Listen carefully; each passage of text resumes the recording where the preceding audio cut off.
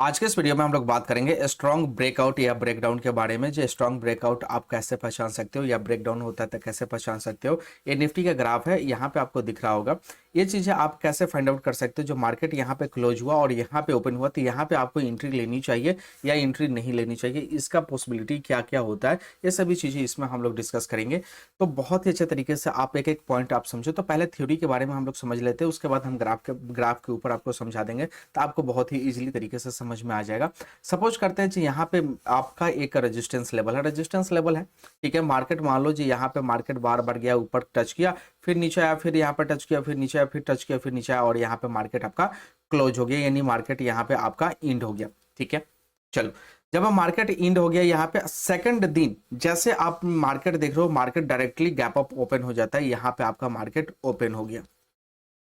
अब क्या करते हो, जो आपने तो ये देखा था जी यहाँ पर रेजिस्टेंस लेवल था, बार बार हिट कर रहा था प्राइस, तो यहाँ पे हम क्या करने वाले थे, जो अगर ये मार्केट यहाँ पे जाता तो यहाँ पे हम एंट्री बनाने वाले थे, लेकिन मार्केट सडनली आपका ऊपर ओपन हो गया, यानी इससे ज्यादा आपका ओपन हो गया, तो आपको क्या यहाँ पे एंट्री लेनी चाहिए? डेफिनेटली यहाँ पे आपको एंट्री नहीं लेनी चाहिए। भले मार्केट यहाँ से ओपन होकर ऊपर ही जा रहा है, फिर भी आपको एंट्री नहीं लेनी चाहिए।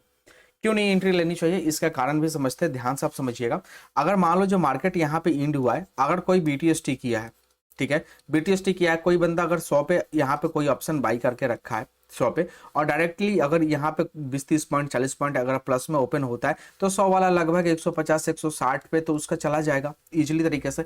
जब 160 पे चला जाएगा तो ओवरनाइट तो उसको प्रॉफिट 60 पॉइंट या 50 पॉइंट का प्रॉफिट मिल रहा है। और ये थोड़ा सा जैसे मार्केट नीचे आने की कोशिश करेगा, 150 से 100 अगर 40 भी आ जाएगा ना, तो वो बंदा सेल कर देगा, प्रॉफिट बुक करने स्टार्ट कर देगा। 90% लोग ऐसे प्रॉफिट बुक करते हैं, आप भी होंगे ना, तो आप भी 100 पे अगर बाई किए होंगे और 150 गया होगा और 150 से 145 आएगा ना, आप बुक कर लोगे, बोलोगे जी चलो ओवरनाइट कम से कम हमें 50 पॉइंट 60 पॉइंट का प्रॉफिट मिला, इसको प्रॉफिट को छोड़ना नहीं है, कहीं मार्केट आपका नीचे आ जाए। तो इस कारण से यहाँ पे मेरा भाई आपको एंट्री बिल्कुल नहीं बनानी होती है।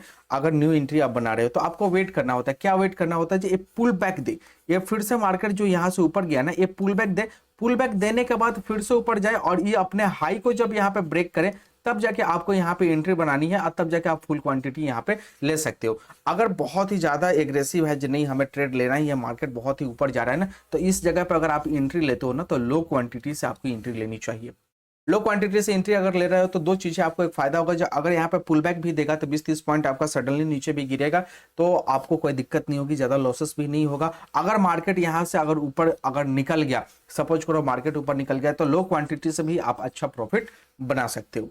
ऐसा नहीं है जो फुल क्वांटिटी लगा के आप प्रॉफिट बनाओगे, क्योंकि क्या होता है अगर आप यहाँ पे एंट्री लेते हो फुल क्वांटिटी से, अगर ये पुल बैक देता है, यहाँ पर सेलिंग का प्रेशर अगर आता है और पुल बैक अगर देता है ना, तो 20-30 पॉइंट आपका सडनली नीचे जब गिरेगा मार्केट, तो आपका एसएल हिट होने का चांसेस बहुत ज्यादा बढ़ जाता है। और आप साइकोलॉजी मेरे भाई आपका एसएल हिट हो जाएगा और साइकोलॉजी भी मेरे भाई आप डिस्टर्ब हो जाओगे, ये क्या हो गया, शुरुआती में मार्केट में हमने एंट्री बनाया और एंट्री बनाते ही आपको इतना ज्यादा लॉसेस का सामना करना पड़ गया था। कभी भी ये वाली चीजें नहीं करना है। तो किस हिसाब से आपको काम करनी है, ये तो थ्योरेटिकल आपने समझ गए, कुछ और ग्राफ में आते हैं, ग्राफ में आके आपको हम समझाते हैं, बहुत ही अच्छे तरीके से समझ में आ जाएगा। यहाँ पे आपको दिख रहा होगा जी, ये 28 नवंबर का ग्राफ है। जब भी आप वीडियो देखो कोई दिक्कत नहीं है, ये मार्केट में ऐसे ही काम करता है। तो देखो यहाँ पे मार्केट आपका इंड हुआ और मार्केट यहाँ पे ओपन हुआ। जब मार्केट यहाँ पे ओपन हुआ है, मार्केट यहाँ से नीचे आया, नीचे आने के कारण क्या है, मार्केट में यहाँ पे सेलिंग हुई है, क्योंकि जो बंदा यहाँ पे इंड हुआ है और यहाँ पे जो बीटीएसटी किया है, यानी बाई करके जो भी अपना रखा था, ठीक है, अगर कॉल ऑप्शन, तो यहाँ पे उसको प्रॉफिट देखने को मिला। जब प्रॉफिट देखने को उसको मिला है, तो यहाँ पे क्या हुआ, सेलिंग आई है और शार्प सेलिंग आई है। अगर आप यहाँ पे एंट्री बनाते हो तो आपको मुश्किल आ सकती थी, राइट, ये वाली चीजें देखनी है। और इसमें यही चीजें आपको क्या देखनी थी, जब ये पुल बैक यहाँ पे करा, ठीक है, यहाँ पे आप देखो, अगर मार्केट यहाँ पे गया नीचे आके फिर से ये ऊपर जाता और इसको अगर फिर से अपने हाई को ब्रेक कर देता, तो आप यहाँ पे एंट्री बना सकते थे, फिर मार्केट आपका ऊपर जाने का चांसेस बन सकता था। क्योंकि आप अगर यहाँ पे भी देखोगे, देखो मार्केट में ओवरऑल अगर देखोगे तो यहाँ पे इसका हाई को ब्रेक किया और हाई को ब्रेक करने के बाद आप देख सकते हो जो मार्केट आपका ऊपर कितना अच्छा खासा गया है। यहाँ पे आप देख सकते हो इसका हाई को ब्रेक किया और यहाँ से मार्केट आपका कितना अच्छा खासा ऊपर गया है।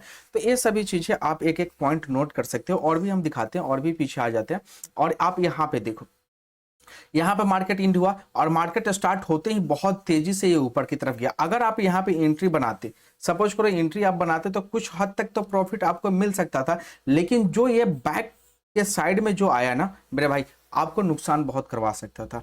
तो आपको थोड़ा सा मार्केट में संभलना पड़ेगा, आपको एक एक पॉइंट देख के काम करनी पड़ेगी। तो जब मार्केट आपका हाईली अगर ऊपर ओपन होता है, देखो ये कोई ज्यादा ओपन ऊपर नहीं हुआ, अगर इस दोनों के बीच में अगर आप कंडीशन में देखोगे ना, तो यहाँ पे हम आपको दिखाते हैं, देखो यहाँ पे मार्केट क्लोज हुआ है, यहाँ पे मार्केट ओपन हुआ है, मात्र 15 पॉइंट 17 पॉइंट का ओपन हुआ है। तो इस वजह से आपका मार्केट में सेलिंग नहीं आई है, इस वजह से सेलिंग नहीं आई है और मार्केट थोड़ा सा ऊपर की तरफ मूव भी किया है। और भी दिखाते हैं हम आपको, और भी दिखाते हैं बहुत ही ज्यादा गैप डाउन का भी। और देखो यहाँ पे देखो ये वाली चीज है, आप देखो यहाँ पे सबसे अच्छी चीज है, देखो यहाँ पे मार्केट इंड हुआ है, मार्केट यहाँ पे बंद हुआ है और मार्केट यहाँ पे आपका ओपन हुआ है।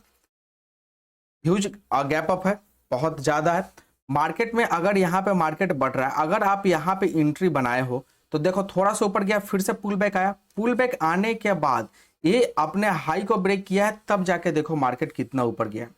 यहाँ पे देखो इसका हाई है, इस हाई को ब्रेक किया है तो मार्केट आपका अच्छा खासा यहाँ पे प्रॉफिट दिया है, यहाँ पे प्रॉफिट आपको देखने को मिला है मार्केट से।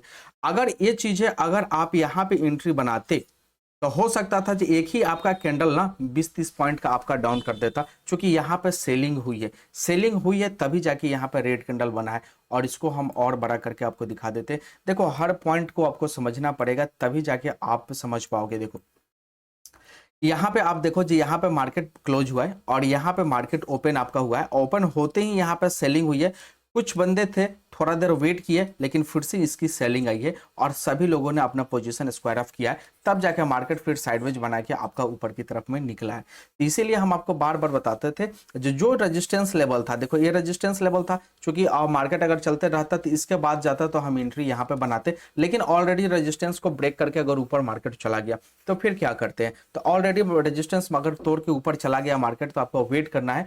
मार्केट अगर ऊपर चला गया फिर पुल बैक आके ऑफ की साइड जाए ना, तब जाके आपको एंट्री लेनी है। अगर आप यहाँ पे एंट्री लेते हो ना तो लो क्वांटिटी से आपको लेनी है, और वेरी लो क्वांटिटी से आपको एंट्री लेनी है। अगर ये डायरेक्टली अगर ऊपर बढ़ते चला गया तो लो क्वांटिटी से ही आप अच्छा प्रॉफिट बना सकते हो।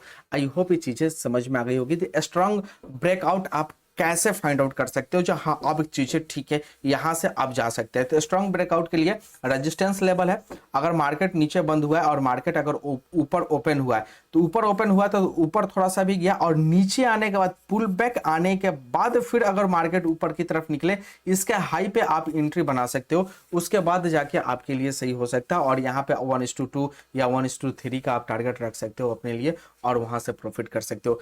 आई होप ये चीजें समझ में आ गई होगी कुछ ना कुछ, बिल्कुल। और बाकी कुछ ज्यादा चीजों के लिए आप हमें फॉलो करो, एक एक वीडियो हम आपके लिए लेके आएंगे ऐसे लर्निंग के लिए, और हम आपको अच्छे तरीके से समझाने की कोशिश करेंगे। तो स्ट्रॉन्ग ब्रेकआउट आपको समझ में आ गया, स्ट्रॉन्ग ब्रेकआउट आप कैसे फाइंड आउट कर सकते हो, और उसमें आप प्राइस एक्शन के ऊपर भी काम कर सकते हो, आपको अच्छी खासी एक्यूरेसी देखने को मिलेगी। तो आई होप ये सभी चीजें समझ में आ गई हुई। मिलते हैं अगले नेक्स्ट वीडियो में। थैंक यू दोस्त।